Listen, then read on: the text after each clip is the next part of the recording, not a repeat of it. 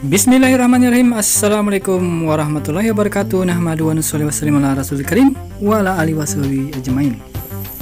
Agatuk reba, apa kabar? Sempugi sari batang saudara-saudara, bertemu kembali dengan channel kesayangan kita, Sempugita. Semoga kalian selalu dalam keadaan sehat walafiat, berbahagia dan dirahmati Allah Subhanahu wa taala. Dan semoga pandemi virus corona segera berlalu dari dunia kita ini dan dunia kembali menjadi lebih baik lagi. Amin Allahumma amin. Kali ini Sempugita akan menyampaikan tentang telur invertil. Kalian penasaran toh apa yang dimaksud dengan telur invertil? Baik, akan saya bacakan yang saya kutip dari kompas.com.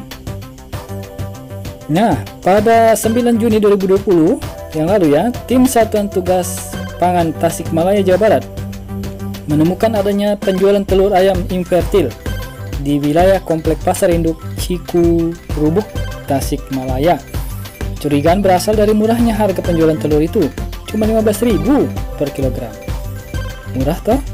Nah, Kepala Subdit Pengawasan Keamanan Produk Hewan Kementerian Pertanian DRH Imron Suwandi MVPH menjelaskan dalam industri perunggasan dikenal dua jenis telur. Dua jenis telur itu adalah telur tertunas dan telur konsumsi. Telur tertunas adalah telur yang dibuahi oleh pejantan.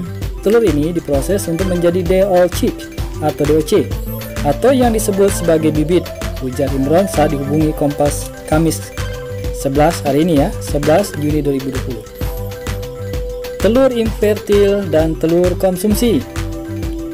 Industri yang menghasilkan DOC adalah perusahaan pembibitan ayam atau breeding farm yang menghasilkan DOC untuk ayam pedaging.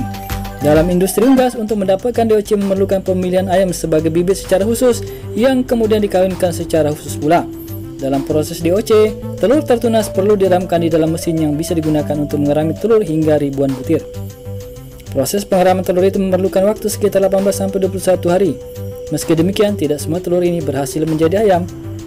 Nah, telur yang tidak berhasil menjadi ayam inilah yang disebut telur invertil. Betul. Yang tidak jadi ayam itu yang disebut sebagai telur invertil, kata Imron.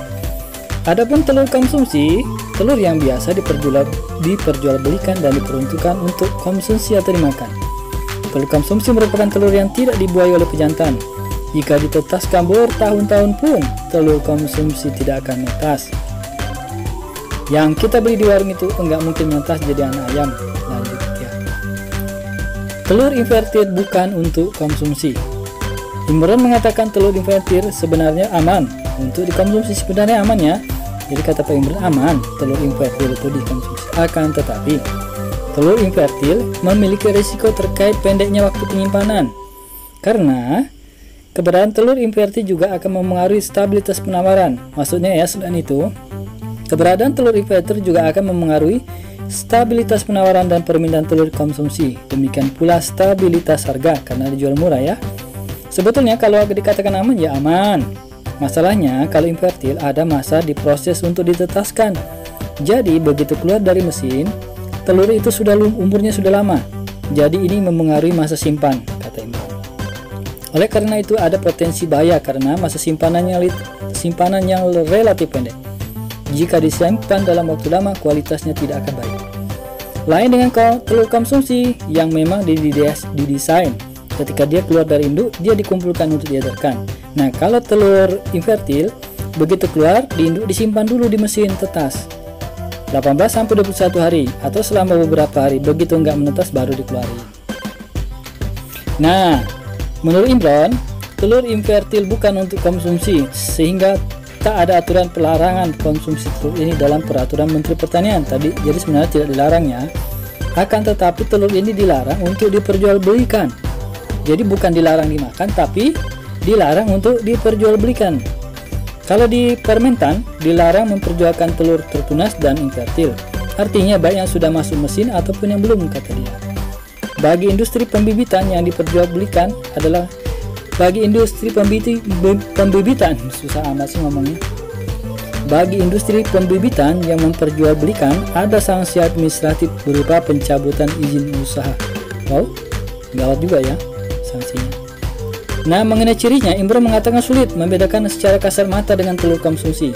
Namun jika telur dipecahkan akan ditemukan ada titik merah pada bagian dalam telur. Waduh, harus dipecahkan dulu dong kalau begitu.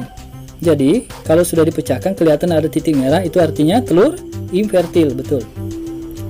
Kulit telur infertil juga lebih pucat. Oh, itu ya tanda-tandanya, lebih pucat jika dibandingkan dengan telur konsumsi yang kecoklatan.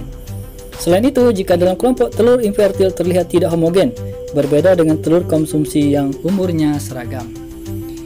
Baiklah, ini saja yang dapat kita sampaikan, semoga bermanfaat untuk menambah wawasan kita untuk membedakan antara telur yang biasa kita makan yang dijual di pasaran dengan telur infertil yang sebenarnya boleh dimakan tetapi tidak boleh diperjualbelikan. Oke, demikian, semoga bermanfaat. Salam mengenal budaya. Assalamualaikum warahmatullahi wabarakatuh.